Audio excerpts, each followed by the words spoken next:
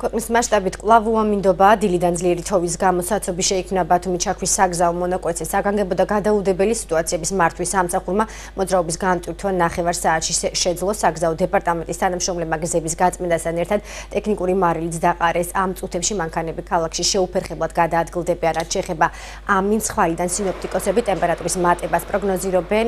აჭარის ჰიდრომეტეოროლოგიური დეპარტამენტის აჭარის სამმართველოს ცნობით აჭარის მაღალმთიანეთშიც დათბება. დღეს მდგომარეობით 5 მუნიციპალიტეტის ყველაზე მაღალი ზონის სოფლებში თოვლის საფარის სიმაღლე 35 სანტიმეტრს არ აღემატება. ხულოს გამგებლის ცნობით მაღალმთიან სოფლებში გადაადგილება მხოლოდ მაღალი გამავლობის მანქანებით არის შესაძლებელი. კარგი ამინდები რეგიონში რამდენიმე დღის განმავლობაში შენარჩუნდება.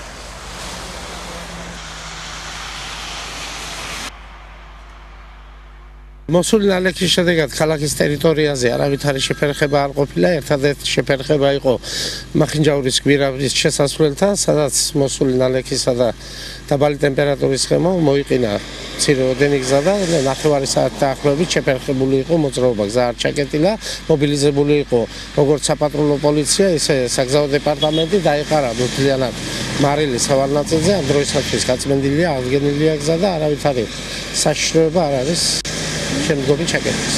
არც ერთ მუნიციპალიტეტში არ არის სატრანსპორტო საშუალების გადაადგილების პრობლემა. ყველა მუნიციპალიტეტში და ყველა სოფელში შეუფერხებლად მოძრაობს ჩვენი ინფორმაციით და არ არის საგანგაშო მდგომარეობა. იმ შემთხვევაში დავუშვათ, რომ ყოფილიყო დიდ თოვლობა, მზადა ვართ 5 მუნიციპალიტეტში მობილიზებული იყო სათანადო ძიმე ტექნიკა.